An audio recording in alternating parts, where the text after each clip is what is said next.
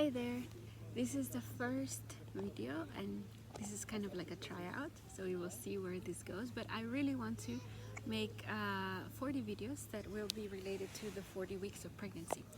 I am Jessica and I live in the Czech Republic, and it's crazy because here it's not so easy to go to a public library or to even a bookstore and find books in English that will talk about the topic. And later in my pregnancy, actually after I delivered, I learned that there's apps that you can download and you can like do a lot of things in there, but I didn't know this, and most of them you have to pay, I think, for sure.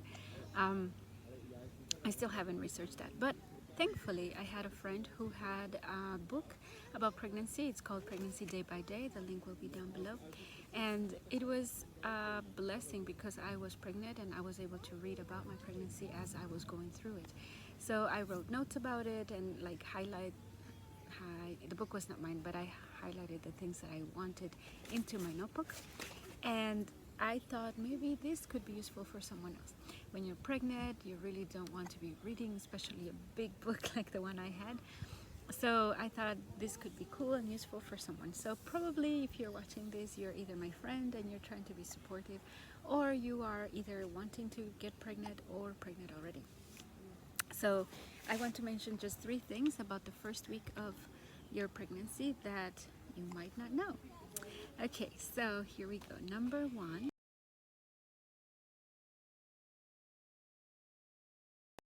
One thing that the book mentioned, and I think everybody knows, is the fact that eating well is essential for your pregnancy, for conception, and being able to sustain your pregnancy. And I think eating healthy in general is something that we all know about and not necessarily do. But then I read about some vitamins that are really, really important. So those are the ones that I want to talk about. Number 1 is the B vitamins. So the book says the B1 deficiency has been linked to failed ovulation and implantation. Sorry, my baby is making noise. B2 deficiency is been linked to infertility and miscarriage. So if you don't want to, have a miscarriage, or sometimes the egg doesn't implant itself well or doesn't implant in the right way, in the right place. I'm not sure how much it affects, but it says to take vitamins B1, B2 to help with this. B5 is important for the conception and the development of the embryo or the baby. So B5 is also important. B6 is also essential for the formation and functioning of sex hormones. I'm not sure what that exactly like what's the background of all of that, or the depth of it. So I just wrote that note, and I thought maybe you can research more about it if you are just about to get pregnant, or ask your doctor. Like, that might also be something interesting. They could probably tell you more information. And last, B12 and with folate is essential for the development of the baby. So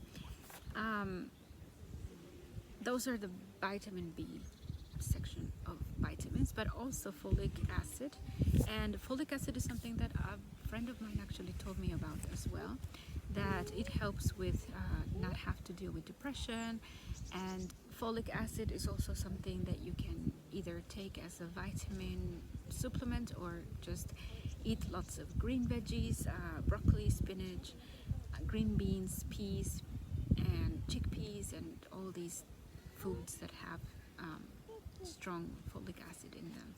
And most of those will also have vitamin B's and other vitamins that are going to help you with a lot of things. The more vitamins you have in a balanced way, the better it is for your baby, because those are the things that will eventually feed him, right? So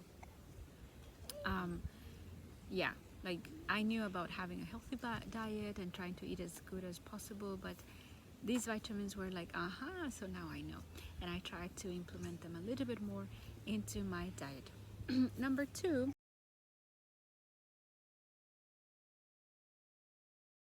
men actually, they can obviously have sperms most of their lives, if not all of their lives, and their sperm can be fertile or make a baby.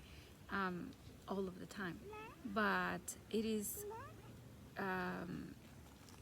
better to get pregnant before a man is 35, because after that the sperm becomes a little bit weaker and it can contain damaged DNA. So this is also good to know, because obviously if you're already pregnant, it's already done. But if you are looking forward to like get pregnant, you might want to think about that. Like it's not only our clock that is ticking, but also men have a little bit of a ticking clock. They can still get pregnant or someone pregnant way after the age of 35, but it's best to do it before, so that you know it's a healthier sperm, and it's a healthier baby, and easier also to get pregnant.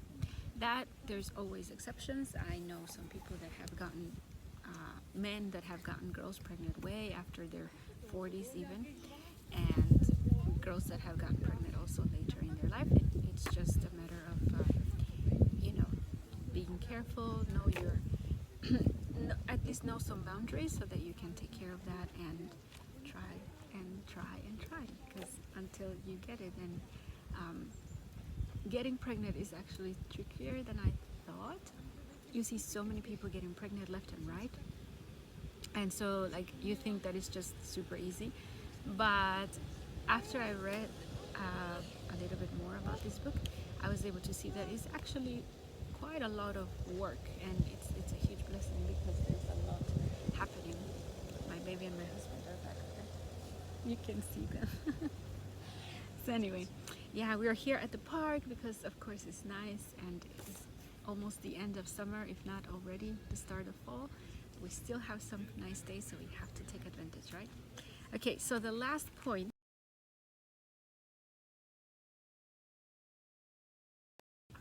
When you go to the doctor, when you go to your gynecologist and you say like, hey, I think I'm pregnant, and they test you, or maybe you already tested and you already saw that you are pregnant, your doctor, your gynecologist, at least mine, asked me, when was your last period? And whatever date you give, that's going to be the day that is going to count as your first week of pregnancy. So technically, the first week of pregnancy, you're not pregnant. It doesn't count. You're not even close to being pregnant. The first week of pregnancy is just for them to be able to measure your 40 weeks. So the first week is actually the week that you get your period, and this is a crazy complicated process that I learned about in 6th grade, when you know you're learning about your body and blah blah blah, but I could not relate, so I did not remember any of it until I read it again, and I was like, oh, I know the basics of my period. You know, you have your ovaries and you have your eggs, and then they just somehow come out, and but it's super cool, and I just want to share this with you because it's really interesting what happens in your body every single month. Like, it's painful and you just get all these discomforts and you feel blown or whatever the case might be, but in your body there's so many cool things happening. And I don't know, it just helped me be a little bit more thankful about what my body is doing and how my cycle works. So the first thing that happens is that first you just get rid of everything. So everything gets cleaned up. The old stuff is, you know, your body gets rid of it, and you get all new equipment for a baby. If you have a baby, it's a new bag, it's a new everything. Not bag, because the bag is made later, but your uterus is clean, everything is clean. So everything is getting ready just in case there happens to be a baby at some point in this next 2 weeks.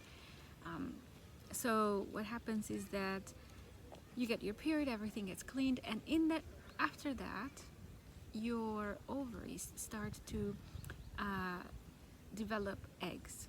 So there's more than one egg that is actually being like matured at the same time, and it happens in both ovaries. So like it's almost like whichever gets ready first wins, and it's not like an alternation. Like I thought that, you know, 1 month my left ovary or my right ovary works, and then my left one, and so on and so forth, but it's not like this. The way it is that both ovaries will have eggs, and both places the eggs will start to be mature, and whichever egg has matured the most in the right time after your period, that egg will be able to come out of the ovary into the fallopian tube and go its walk all the way through the fallopian tube and wait there. And then the sperms will hopefully go in, and they will travel around 30 to 40 centimeters to go all the way to the fallopian tube where your egg is waiting. And then, you know, there's like a bombardation of sperms trying to get in, and out of the millions of sperms that come out from dad, only just a few hundred will make it all the way up there. Some of them get lost, and some of them are wandering the wrong fallopian tube. So only a few of them will make them to the egg, and only one maybe will come and be able to penetrate the egg. So that is extremely crazy, because there's a lot of journey happening from both sides, right? And if there is no dad making the work of the sperms to be able to come up, then of course there is nothing that will happen. So if there is no dad and nothing happens, then your egg will just die after 1 or 2 days, and then you're done, and you will just wait until the rest of the month, and the next month everything will get cleaned up again, and we will start all over. So I thought that was really cool, because I didn't know that was the way it worked. I really thought it was completely different, and learning about it made me feel like, wow, it's just so cool that everything is fresh. You know, by the time that you will have the window that you have is so small. It's like 1, 2, 3 days at the most, and the sperms can survive in the uterus for quite longer, like 5, 6, 7 days, but your egg will not last more than 1, 2 days. So really, if you're not lucky and the sperm comes in like before or after your egg has come out, you missed it, you know, and so you don't get to get pregnant. So some people take a long time to get pregnant, and we were fortunate that it happened almost right away.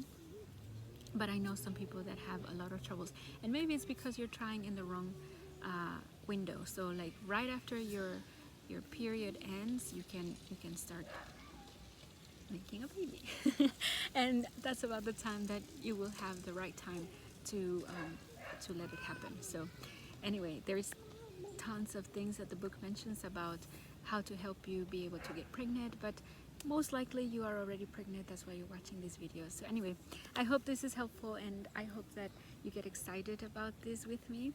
The rest, this is like the beginning. The first 3 weeks are going to be a little bit more about, like, you know, simple stuff that we all go through every single month.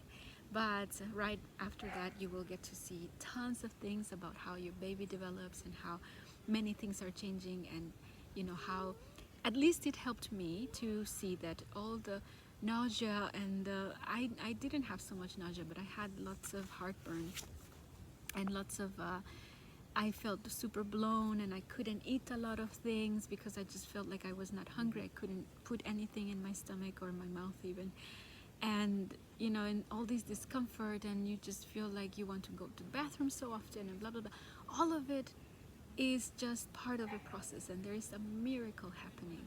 Even just you getting your period is like a crazy miracle, and at least I saw it like this. And then once your baby starts to develop, it's crazy all the things that are happening to your body and to your baby, and how fast they develop. And you can see it when they're out of the womb. You can see, like, my baby is now 1 year old, and he's crazy big, and he, like, just 1 year, and he's crawling, he's eating by himself, he's doing so many things, like, it's just amazing. But I don't know, the process really starts way back, and it's really nice to see that life is created in us, and that we have that privilege of being able to give life, right? So anyway, hope you liked it. If you liked the video, please hit the the like button, and also subscribe, and I will be putting the next videos in the next few days. I know that probably you're eager to know more about the rest of the weeks, and I'm eager to share that information with you, but I do have a baby and I don't have tons of time, so I will try to be consistent and post once a week, but I may be on and off. But stay tuned and keep learning with me. And if you know people who are pregnant, you can share this, and hopefully I'm already a little bit more ahead so that they have more information and they can look into the week that they're in. So anyway, have fun and take care, and